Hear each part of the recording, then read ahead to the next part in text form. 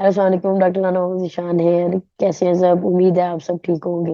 आज हम ऋषि टॉक्स की एक और नई एपिसोड लेके आए हैं, जिसके अंदर हम उस फील्ड को टच करने जा रहे हैं जो आगे हमने एक्सप्लोर नहीं थी की।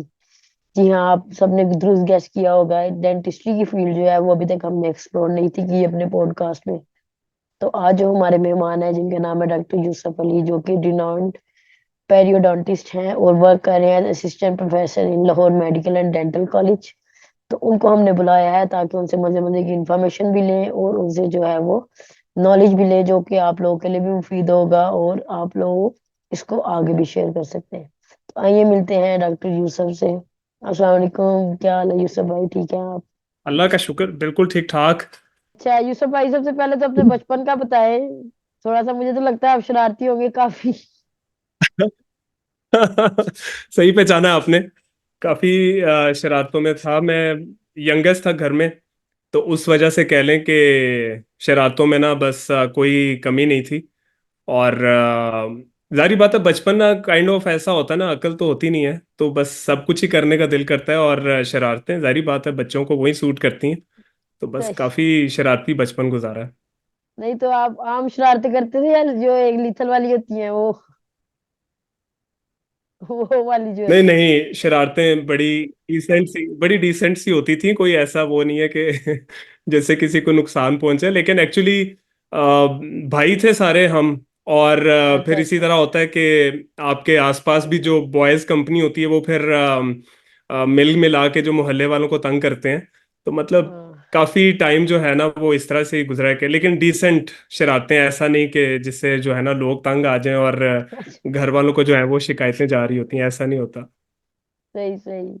तो यूसुफ भाई, डेंटिस्ट्री की फील्ड में कैसे इंटरेस्ट पैदा हुआ? कैसे आप जो है वो फिर आपने ऑप्ट किया इसको? तो बेसिकली मेरे सबसे बड़े भाई ने एमबीबीएस किया। और यूं कह लें कि थोड़ा टफ लगा उनको काफ़ी। हम्म। तो उसके बाद जो मेरे दो भाई थे, अब्बू ने डिसाइड किया कि बस अब इनको ना इंजीनियर बनाते हैं। डॉक्टर जो लाइफ है ना वो बड़ी मुश्किल होती है। सही लेकिन सही। फिर उनके फ्रेंड्स ने उनको मशवरा दिया कि एक ना फील्ड होती है डेंटिस्ट्री, जिसमें यूं कह लें कि स्पेशलिस्ट बन जाता है ना। मतलब डेंटिस्ट्री में ऐसे है कि आपने एमबीबीएस करके फिर कोई स्पेशलाइजेशन नहीं चूज करनी, आप ऑलरेडी एक हाँ। स्पेशलिस्ट बन जाते हो। तो अब्बू को बड़ा सही क्लिक सही। किया, अब्बू ने डिस्कस किया। तो मैं उन दिनों ना किप्स में एम कैट की तैयारी कर रहा था। तो फिर सही वहां सही। पे भी डिस्कशन की एंड देन आई चोज के यार ठीक है। लेकिन वही बात है कि शरारतों की वजह से मैं काफ़ी जो है ना मार्क्स में लो था। तो उसमें बड़ी मेहनत करनी पड़ी एम कैट में। और अल्हम्दुलिल्लाह फिर फातिमा मेमोरियल में मेरिट मिल गया। और अल्लाह का शुक्र है कि एफएमएच एक ऐसा इंस्टीट्यूट है डेंटिस्ट्री के लिहाज से, मेरे ख्याल में कि मैं बड़ा लकी रहा कि मुझे वहाँ पे एडमिशन मिल गया। सही सही। तो कैसी आपकी जर्नी रही फिर एफएमएच में? हम तो साथ ही थे आपके, लेकिन ये है कि व्यूअर जो है उनको थोड़ा सा बताएं हाँ आप। बिल्कुल। एफएमएच बहुत अच्छा रहा। मैं टू बी ऑनेस्ट अपने टाइम की बात करूं तो एफएमएच का टाइम बहुत अच्छा गुजरा। क्लास फेलोज भी बड़े अच्छे थे, और सीनियर्स भी बहुत अच्छे थे, और फिर जूनियर्स भी बहुत अच्छे आए। और उसके अंदर वही बात है कि फैकल्टी जो थी ना वो बड़ी स्ट्रांग थी, आई थिंक डेंटिस्ट्री की।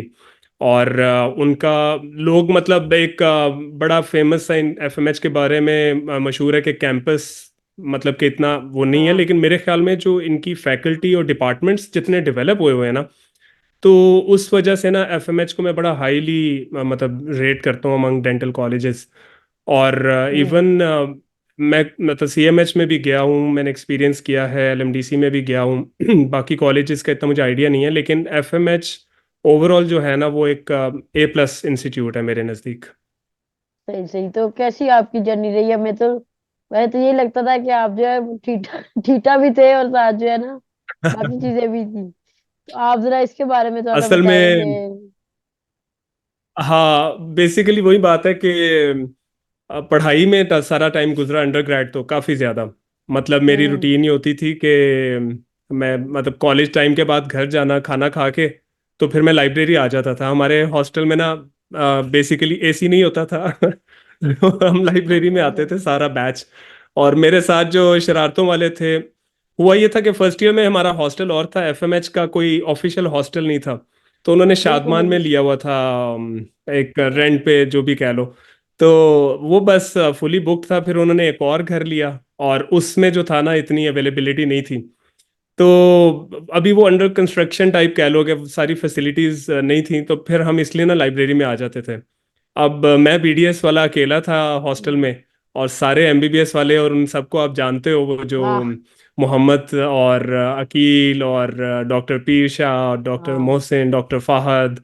तो ये सब के साथ ना एक मतलब कि ना पीक टाइम गुजारा है, कि मतलब बहुत ज़बरदस्त शरारतें, और कॉलेज में भी, लाइब्रेरी में भी, बल्कि आपको भी मेरे ख्याल में याद होगा कि हाँ हाँ हाँ। हमने कोई कसर नहीं छोड़ी थी इस बैच ने। सही कोई बात है। दिन ऐसा नहीं था जब ये कोई हिस्ट्री ना क्रिएट करते हो एफएमएच के अंदर ना। तो बड़ा अच्छा टाइम गुजरा बिल्कुल इन सब के साथ। बेशक मैं बीडीएस का था और ये सारे एमबीबीएस के थे, लेकिन मेरी दोस्ती अभी भी इनके साथ बहुत गहरी और ज़बरदस्त है। बिल्कुल बिल्कुल, आपसे तो मैं क्वेश्चन पूछ भी सकता हूँ, क्योंकि मैं भी हॉस्टल में जो है मेरे यहाँ से ये 3-4 महीने रहा हूँ आपके साथ। हाँ बिल्कुल तो बड़ा स्पेशल हॉस्टल था वो बिल्कुल उस बिल्कुल बिल्कुल। हाँ, उसमें। फिर उधर साथ में और जूनियर्स भी आ गए। और आपको याद होगा, बल्कि डॉक्टर हारिस थे, डॉक्टर अथर थे, हाँ ये सारे बिल्कुल भी आ बिल्कुल। गए, तो एक बड़ा कॉम्बिनेशन सा बन गया था बाद में ना, लेटर ऑन। फिर ग्रेजुएशन के बाद सारे अपना सेपरेट हो गए। अच्छा, तो यूसुफ भाई थोड़ा सा अपनी फील्ड के बारे में बताएं, क्योंकि डेंटिस्ट्री का मैंने जितना देखा ना, लोगों को इसकी सब फील्ड्स का बिल्कुल भी नहीं पता है।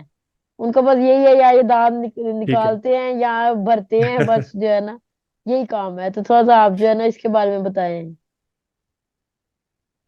डेंटिस्ट्री बड़ी, अब तो बहुत ही डाइवर्स हो चुकी है। इसके अंदर यूं कह लें कि जो मेजर फील्ड्स हैं उनके अंदर अगर हम बात करें, तो बड़ी फेमस कह लें कि जैसे हम सर्जरी की बात कर लेते हैं, कि ट्रॉमा आ जाता है, ट्यूमर्स आ जाते हैं, तो एक हम्म, एक्सट्रैक्शन वाला प्रोसीजर्स आ जाते हैं, तो एक सर्जिकल डिपार्टमेंट कह लें डेंटिस्ट्री के अंदर आ जाता है।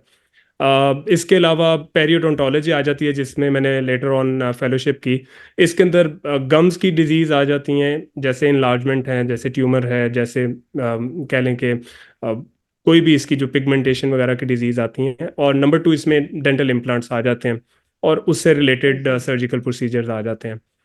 थर्ड नंबर पे आपने बहुत ज़्यादा बच्चों को देखा होगा, ब्रेसेस लगाते हैं, तो एक बिल्कुल। ऑर्थोडोंटिस्ट की फील्ड आ जाती है।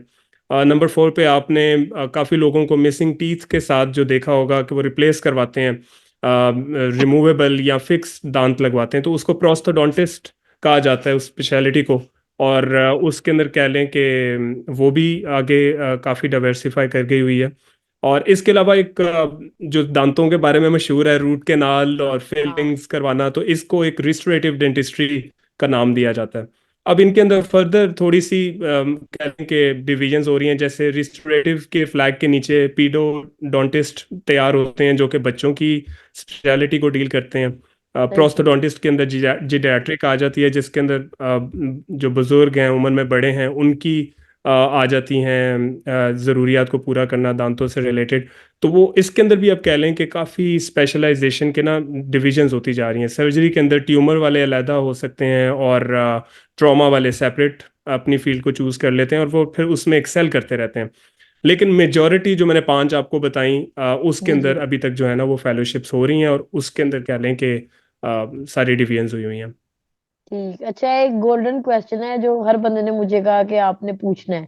वो एक तो ये है कि टूथब्रश ठीक जो है। करते हैं हम, वो किस तरह करना है। और सेकंड, ये जो अमाउंट ऑफ टूथपेस्ट है इसके ऊपर भी बहुत ज्यादा है। कुछ कहते हैं कि जो है वो भर के लगानी है, कुछ कहते हैं वो पी साइज, कोई इस तरह का। तो ये गोल्डन क्वेश्चन है, इसका सबने कहा कि हाँ, पूछना पूछना है, तो ये आप लाजमी इसके बारे में बताएं। तो बेसिकली बात तो आपने बिल्कुल ठीक की है, कि पी साइज होना चाहिए, बिल्कुल मटर के दाने जितने बराबर होना चाहिए। टूथपेस्ट ज़्यादा नहीं इस्तेमाल करनी चाहिए, क्योंकि उसका ऑब्जेक्टिव होता है कि फोम क्रिएट कर देना। और हम्म। टूथब्रश में जो रिकमेंडेशंस हैं वो ये हैं कि 2 मिनट्स तक लाजमी उसको ब्रशिंग को करना चाहिए। एंड बिल्कुल दांतों की जो अंदर वाली सतह है उधर से उसको स्टार्ट करना चाहिए, और फिर आउटर सरफेस के ऊपर आना चाहिए। और सबसे ज़्यादा टाइम हमें उस सतह पे लगता है जिससे हम दांतों से चबाते हैं, तो जो हम उसे ओक्लूजल सरफेस कहते हैं, यानी कि जो जिससे चबाया जाता है, उस सरफेस को बिल्कुल। साफ किया जाता है। और टूथब्रश की टाइप्स में अगर बात करें तो सॉफ्ट या स्लिम सॉफ्ट या अल्ट्रा सॉफ्ट के नाम से आता है। वो फील इतनी अच्छी नहीं देते कि वो बहुत ज़्यादा रगड़ नहीं रहे होते दांतों को, लेकिन ऑब्जेक्टिव होता है कि जो प्लाक है ना उसको साफ किया जाए। और इसको ब्रश को अप्लाई करने की टेक्निक में बड़ा सिंपल सा फॉर्मूला होता है कि जहाँ पे गम्स और टीथ का जंक्शन बनता है ना, वहाँ पे जी जी। टूथब्रश को प्लेस किया जाए और उसको मूव किया जाए। बिल्कुल कह लें कि थोड़ा सा तिरछा करके बिल्कुल परपेंडिकुलर ना रखा जाए, ताकि हमारे दांतों को डैमेज ना हो किसी किस्म का। ठीक ठीक। अच्छा, दूसरा ये कि मार्केट्स में जो है वो मेडिकेटेड टूथपेस्ट आती हैं और एक सादी आती है। तो कुछ लोग जो है वो कहते हैं बिल्कुल कि ठीक। जी मेडिकेटेड नहीं करनी चाहिए, क्योंकि इससे जो है वो आपको टूथ की जो नर्व्स हैं उन पे इफेक्ट करती है। तो ये क्या इसका कोई डिफरेंस है? क्या किसी को दांत में दर्द नहीं है बिल्कुल भी? हाँ, इसमें भी कह लें काफ़ी डिफरेंस है। So basically as a dentist हमें काफ़ी सॉल्ट्स का ये पता होता है कि किस डिजीज़ में हमें कौन सी टूथपेस्ट देनी चाहिए। और उसमें कह लें कि अगर सेंसिटिविटी का इशू हो तो कुछ केमिकल्स अवेलेबल होते हैं, गम्स के अंदर से ब्लीड अगर आता हो तो फिर कुछ और टूथपेस्ट दिए जाते हैं। तो उसमें बेसिकली कह लें कि doctor according to the situation suggest करता है कि आप ये टूथपेस्ट यूज़ कर लें। बट वही बात है कि अनफॉर्चुनेटली हम बस रैंडमली टूथपेस्ट यूज़ करते हैं। उसमें भी कोई ऐसी वो ख़ास मसला नहीं है यूज़ करने में, लेकिन जो मेडिकेटेड मेडिकेशंस में सबसे ज़्यादा कॉमन जो हैं, जैसे मेडिकेम है या फॉरहेंस है, जिसके अंदर स्टेरॉइड्स का एलिमेंट आ जाता है, ऐसे टूथपेस्ट को ज़रा एहतियात से यूज़ करना चाहिए। इसके अलावा जैसे मैंने बताया, कुछ टूथपेस्ट यूज़ होते हैं ब्लीडिंग को कंट्रोल करने के लिए। तो उसका मसला ये होता है कि आपकी प्रॉब्लम को मास्क कर देते हैं, यानी कि वो ब्लीड को कवर कर देते हैं, लेकिन एक्चुअल प्रॉब्लम वहाँ पे चलता रहता है। तो ठीक अनटिल ठीक। डॉक्टर प्रेस्क्राइब ना करे, मेरे ख्याल में टूथपेस्ट जो है ना वो सिंपल वाली यूज़ कर लेना बेहतर है। ठीक ठीक। अच्छा यूसुफ भाई, एक और क्वेश्चन है कि ये जो है ना, लोग कहते हैं कि हम दांत दिखाने गए थे और रूट कनाल कर दी हमारी। ये हाँ जो है हाँ। काफी लोगों ने मुझे कहा है कि फिर डेंटिस्ट इस तरह पैसे बनाते हैं उन्होंने। तो उन्होंने कहा कि इसका मुझे हमें कब पता चले कि ये जो है ये रूट कैनाल है या ये जो है ये हमारा दांत बच सकता है? क्योंकि वो जिस तरह सी हाँ सेक्शन और उसका नॉर्मल डिलीवरी का चलता है ना, इसी तरह इसका भी जो है ना वो दांत और रूट कैनाल का चलता है कि जी रूट कैनाल कर दिया, हमारा दांत खराब कर दिया, पैसे भी बना लिए, और जो है वो बाद में कहते दांत भी नहीं बचा। तो ये इसके बारे में बताएं थोड़ा हाँ। सा। अच्छा, इसमें ना एक प्रॉब्लम जो जनरल पॉपुलेशन लेवल पे आता है कि डेंटिस्ट के पास कोई भी शौक से नहीं जाता। जब भी हम्म। उसको कोई पेन या कोई सेंसिटिविटी का एलिमेंट या कोई ऐसी चीज़ आती है ना, जैसे बहुत सिवियर फूड इम्पैक्शन, तो फिर वो कंसल्ट करते हैं डॉक्टर को। अब जब वो डॉक्टर के पास जाते हैं तो वो कुछ एग्जामिनेशन करते हैं, रेडियोग्राफ्स करते हैं, एक्सरेज लेते हैं। उसके बाद वो डिसाइड करते हैं कि क्या ट्रीटमेंट जो है ना वो किया जा सकता है। तो एक तो आजकल के इंटरनेट के टाइम में अगर तो कोई भी आदमी ये कहता है ना कि मुझे पता भी नहीं चला कि क्या कर दिया डॉक्टर साहब ने मेरा, तो वो थोड़ा सा एक मुश्किल हो जाता है आजकल ना हम्म। इस चीज़ पे बिलीव करना। क्योंकि आजकल गूगल के ऊपर होते हुए आप सब कुछ उसके सिम्टम्स देख सकते हैं। इवन आप हम्म। एआई से पूछ सकते हैं कि अच्छा मेरे दांत में दर्द हो रहा है, वो आपको तीन चार रीजंस बताएगा और उनके साथ साथ ट्रीटमेंट भी बता देगा। तो सही मेरे सही। ख्याल में आजकल की इंफॉर्मेशन का जो टाइम चल रहा है, हमारे पास इंफॉर्मेशन तो टिप्स पे है हाँ, लेकिन डॉक्टर से ये ज़रूर पूछना चाहिए कि एक्सरे के अंदर क्या है, डिस्कस किया जाना चाहिए। और सबसे ज़्यादा ज़रूरी बात जो मैं मेंशन करना चाहूँगा कि एटलीस्ट जो डॉक्टर है ना उसका नाम और उसकी क्वालिफिकेशंस एटलीस्ट ज़रूर इवेलुएट किए जाएं कि क्या वो डॉक्टर काबिल भी है कि वो जो प्रोसीजर रेकमेंड कर रहा है वो मतलब वो परफॉर्म कर सकता है। ऐसा ना हो, क्योंकि क्वैक्स इतने अवेलेबल हैं कि अक्सर औकात पता नहीं चलता लोगों को कि हमने क्या इलाज करवा लिया, वो डिस्कस भी नहीं करते। सही सही। तो मेरे ख्याल में एट पॉपुलेशन लेवल अगर डॉक्टर के साथ एक हेल्दी डिस्कशन हो जाए अपने ट्रीटमेंट के रिगार्डिंग, तो काफ़ी चीज़ें क्लियर हो जाती हैं। सही सही। अच्छा, उसके अलावा एक मेरा भी क्वेश्चन है कि डेंटिस्ट मैंने भी यहाँ देखे हैं अपने सियालकोट में, ज्यादातर जो है वो एमओ लेवल पे ही हाँ हाँ। क्लिनिक और वो कर रहे होते हैं।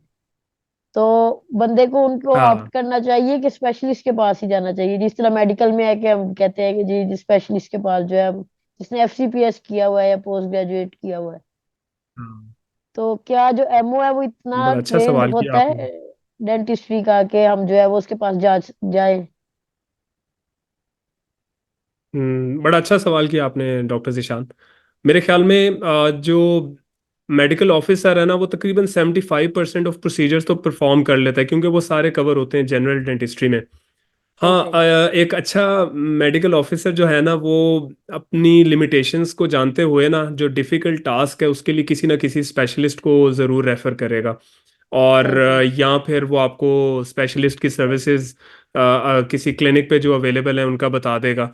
तो मेरे ख्याल में एक एमओ जो है ना वो 70 to 80% प्रोसीजर्स परफॉर्म कर लेता है। जैसे अब एग्जांपल मैंने आपको शुरू में बताई थी कि कोई ट्यूमर आ जाता है, कोई ट्रॉमा आ जाता है, कोई जॉ फ्रैक्चर सही आ सही। जाता है, तो वो आपको एक सर्जन को रेफर कर देगा। कोई जी। इस तरह के चैलेंजिंग जब केसेस आते हैं ना तो एक क्वालिफाइड डॉक्टर जो है ना मेरे ख्याल में अपनी लिमिटेशंस को अंडरस्टैंड करते हुए खुद ही से रेफर कर देता है टू अ स्पेशलिस्ट। सही सही। अच्छा, एंड पे आप जो है वो क्या एडवाइस देंगे डेंटल स्टूडेंट्स को और जो डेंटिस्ट बन रहे हैं? क्या एडवाइस होगी कि इस फील्ड में क्या है, कितना हाँ हाँ। पोटेंशियल है, और किस तरह जो है वो इसको आगे लेके जाए एक जो डेंटिस्ट जो बन जाता है? अच्छा, मेरे नज़दीक तो इस फील्ड में बड़ा बड़ा अच्छा पोटेंशियल रहा है एक टाइम तक। लेकिन वही बात है कि मोस्टली जो लोग वेट कर रहे होते हैं ना वो एक बड़ी ल्यूक्रेटिव सी जॉब का वेट कर रहे होते हैं after having such a skill set, dental skill hmm. Set के बाद। तो अगर तो कोई शौक रखता है कि मैंने डेंटिस्ट्री में आना है, तो इतना अंडरस्टैंड करना चाहिए कि एक टफ प्रोफेशन है। इसमें प्रोसीजर्स काफ़ी टफ होते हैं। और सही। जैसे जैसे टाइम आगे आ रहा है, जैसे अब आजकल आप देख रहे हैं काफ़ी प्रोफेशंस जो हैं आईटी के इतने बूम कर रहे हैं और सॉफ्टवेयर के हम्म। काफ़ी बूम कर रहे हैं। तो इस प्रोफेशन में हार्डवर्क बहुत ज़्यादा है, और यूं कह लें कि आपको टाइम लगता है स्किल को एक फिनेस देने में और डेवलप करने में। लेकिन उसके बाद मेरे ख्याल में जो मेरी ओपिनियन है कि एक किसी जॉब और उस तरह की चीज़ों की के लिए इस डिग्री को एक्वायर करना से बेहतर है कि हम ये प्रेफर करें कि हम इसको एज ए अपने क्लिनिक में डेवलप करें, अपने फ्यूचर कह लो कि बिजनेस पॉइंट ऑफ व्यू से इसको यूज़ कर सकते हैं। सही सही। इसमें आफ्टर जॉब के लिहाज से रेडी होना ना बहुत मुश्किल है, क्योंकि डेंटल की जो मैं पिछले सालों से देख रहा हूँ कि जो गवर्नमेंट सेक्टर में जॉब्स आती हैं या प्राइवेट सेक्टर में जो जॉब्स आती हैं वो बहुत लिमिटेड हो चुकी हैं। और हम्म। डॉक्टर्स की जो अमाउंट है वो सही सही। बहुत ज़्यादा है। दूसरी ऐसे ही है। चीज़ जो मुझे फील होती है वो ये है कि सबकी कोशिश होती है एक बड़े सिटी में डेवलप करना अ, अपनी लाइफ को, और उस लिहाज से हम्म। वो बड़ा परेशान होते हैं अगर उनको वहाँ पे जॉब ना मिले, वहाँ पे कोई उनको सेटलमेंट ना हो। तो थोड़ा सा भी अगर पेरिफेरी में जाते हैं ना तो आपकी एक बेसिक क्लिनिकल प्रैक्टिस जो है ना वो आपको बड़ा अच्छा पे ऑफ कर सकती है। तो मेरे जो एडवाइस है वो ये है कि इसमें एक तो अपनी स्किल सेट को डे बाय डे इन्हांस करें जितना भी वो कर सही सही। सकते हैं थ्रू शॉर्ट कोर्सेज, जो भी डिप्लोमास वगैरह बाद में कर सकते हैं।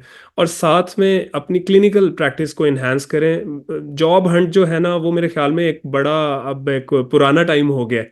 अगर हाँ आपके हाँ। पास एक स्किल है ना तो आपको उसको अपनी क्लिनिकल प्रैक्टिस में अप्लाई करना चाहिए। और आपको बाय प्रोडक्ट जो कि मनी है वो खुद ब खुद जो है ना आना चाहिए। तो if you have skill, you are being honest, और आप ट्रुथफुल हो टू द पेशेंट्स, तो मेरे ख्याल में आपकी जो प्रैक्टिस है ना वो बड़ी अनस्टॉपेबल सी हो जाती है।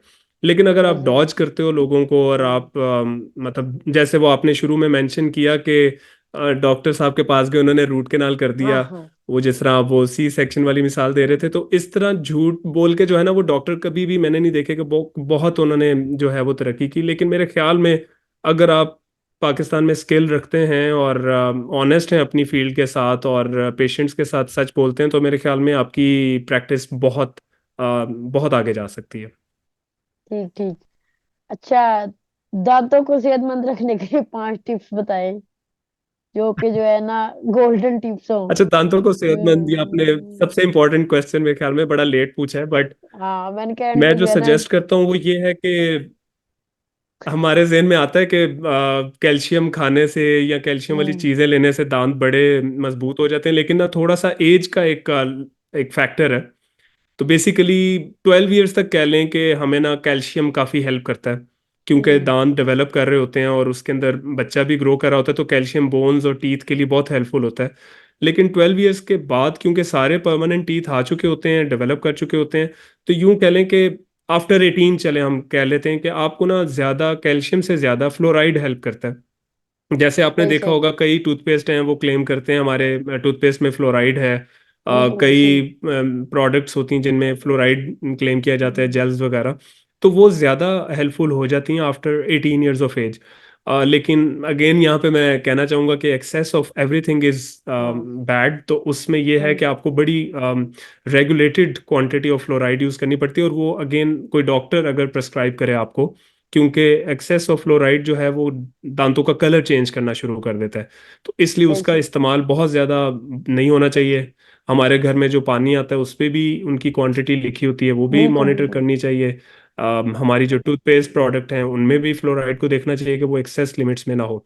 और मेरे ख्याल में आपके लिए कह लें कि रॉ फूड जैसे फ्रूट्स हैं, वेजिटेबल्स हैं, सैलड्स हैं, ये भी इवन दांतों को बहुत हेल्प करते हैं प्रोटेक्ट करने में।